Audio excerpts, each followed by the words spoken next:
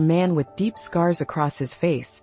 Kanu was known for his brutality in battle. Ikemba is strong, my king, but they are blind with celebration. If we strike soon, we will take them by surprise.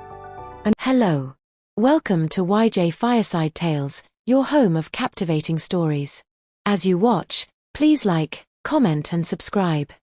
Far away, in the kingdom of Abiri, news of Ikemba's newfound treasure had reached the ears of King Obiora. He was a ruthless and cunning ruler who had long envied Ikemba's wealth and strength. Seated in his dark stone palace, he listened as his spies reported the details of the festival. A stone of blue and gold, powerful and sacred, one of them said. The people celebrate as if the gods themselves have blessed them.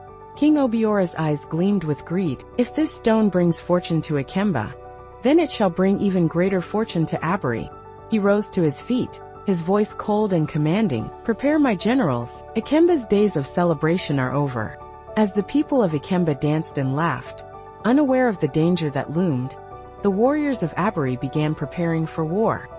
The night sky over Ikemba was filled with laughter, song, and the warm glow of torches as the festival of the sacred stone carried on. The people danced without worry, their hearts full of joy, believing that the gods had truly blessed their land. But far beyond the rivers and forests that bordered Ikemba, the kingdom of Abiri was stirring with darker intentions. In the cold stone halls of Abiri's palace, King Obiora sat upon his iron throne, surrounded by his most trusted generals. The king was a man of great ambition, ruthless and cunning. He had long envied Ikemba's wealth and strength, but now, the discovery of the sacred stone had given him the perfect excuse to strike. If Ikemba grows richer, it grows stronger, he declared, his deep voice echoing through the chamber. And if it grows stronger, it will threaten our rule. We must act before it is too late. His most trusted warlord, General Kanu, stepped forward, a giant of a man with deep scars across his face. Kanu was known for his brutality in battle. Ikemba is strong, my king, but they are blind with celebration. If we strike soon, we will take them by surprise. Another general, Izugo, nodded. The stone itself is not what matters. It is the power and respect it has given them. If we take it, we take their spirit. King Obiora's lips curled into a cruel smile. Then it is settled. We will march on Ikemba, take their stone, destroy their warriors, and make their land our own. The war drums of Abiri began to beat that night, a dark contrast to the joyful rhythms of Ikemba. Unknown to the people of Ikemba, Abiri had already planted spies among them. Disguised as traders and travelers, these men had been living in the kingdom for months, gathering information on the palace, the warriors, and the king's strategies. One of them, a man named Ifediora, sat among the villagers during the festival, his eyes constantly scanning for weaknesses. He had already sent messages back to Abiri detailing the best time to strike, during the new moon, when the night would be at its darkest and most of the warriors would be resting from their celebrations. As he sipped his palm wine, he overheard a conversation between two warriors. Did you hear? The king plans to send half of our warriors to the neighboring villages tomorrow. There have been reports of bandits attacking the trade routes. Ifediora's ears perked up. Half of Ikemba's warriors would be gone?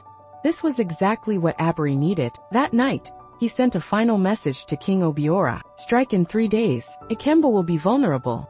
While the rest of Ikemba rejoiced, Adaora couldn't shake the uneasy feeling in her heart. As she watched the people celebrate, something felt off. She had learned to trust her instincts, and tonight, they whispered of danger. She turned to Mike, who was laughing with the other warriors. Mike, she said, her voice serious.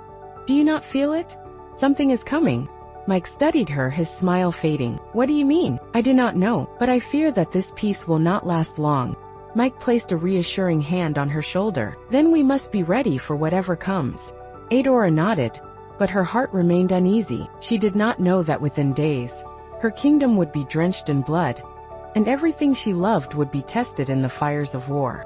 The celebration of the Sacred Stone Festival had barely ended when the people of Ikemba resumed their daily lives, unaware that a storm was brewing beyond their borders. But for Adaora, the feeling of unease never left. For days, she had tried to convince her father, King Izuto, to strengthen the palace defenses, but the king, trusting in the peace they had long enjoyed, dismissed her worries. Ikemba has no enemies bold enough to strike us without reason, he said. You must not let fear cloud your heart, my daughter.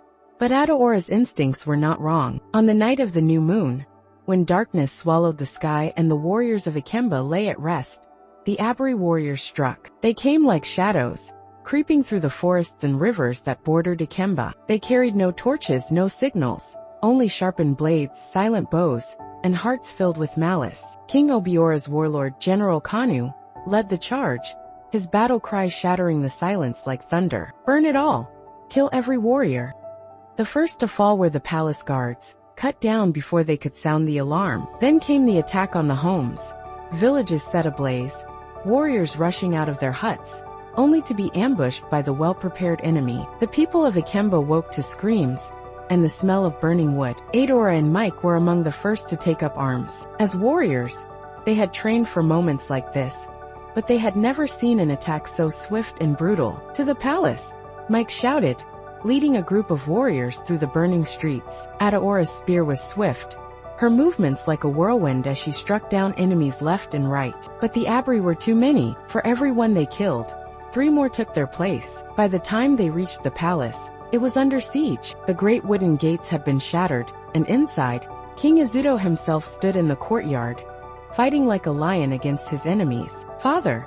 Adaora screamed, but her voice was drowned by the clash of steel and the cries of the dying. King Izuto, though strong and skilled, was no match for the overwhelming numbers of Abiri. General Kanu himself stepped forward, his massive frame towering over the king. "Your reign ends tonight, old man," Kanu sneered, raising his sword. Izuto fought bravely, but Kanu was ruthless. In a single brutal strike, he plunged his blade into the king's chest. "Nah!" Adaora screamed, her heart shattering as her father fell to his knees, blood staining his royal robes. With his final breath, King Izuto turned to Adaora, his eyes filled with sorrow and love. "Protect Ikemba," he whispered, before his body collapsed onto the cold stone ground. Adaora's world crumbled. With the king dead and most of the warriors slaughtered, Ikemba fell into chaos. The few remaining warriors fought desperately, but the battle had already been lost. The palace was overtaken, the women and children rounded up like cattle. Mike, gravely wounded, was captured. Adaora, though she fought with everything she had, was eventually overpowered and taken prisoner. By the time the sun rose, Ikemba was no longer a kingdom.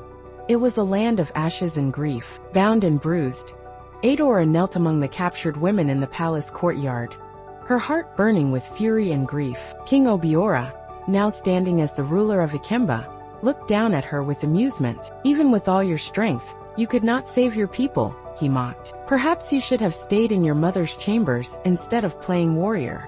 Adaora did not lower her head. She met his gaze with pure defiance, her fists clenched behind her back. "You will regret this," she vowed, her voice steady despite the pain. "You will regret the day you thought Ikemba would kneel before you."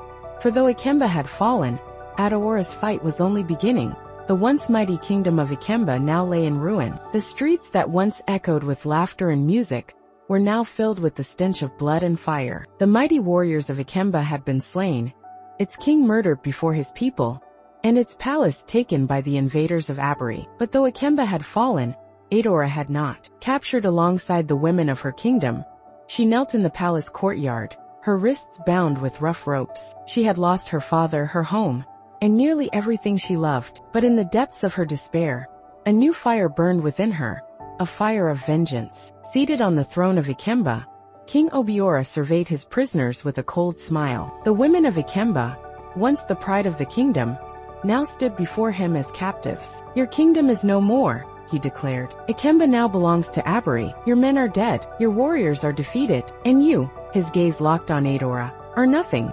But Adaora did not lower her head. Even in chains she held her chin high, her eyes burning with defiance. "You may have taken Ikemba, but you will never rule it," she said, her voice steady. "We are not broken, and you will never truly conquer us."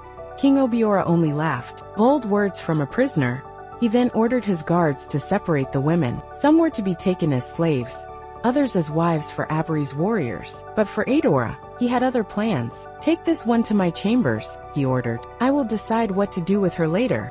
The guards dragged Adaora away, but she did not struggle. She had a plan. For days, Adaora was held in the palace, watched closely by Obiora's guards. She knew she could not defeat the king alone. But she also knew she was not alone. Ikemba's women had been warriors before, and they would be warriors again. At night she whispered to them, "We are not defeated," she told them. "The men of Abiri think us weak, because we are women, but they forget. It was women who raised the warriors they feared. It was women who kept the kingdom strong, and now, it is women who will take it back."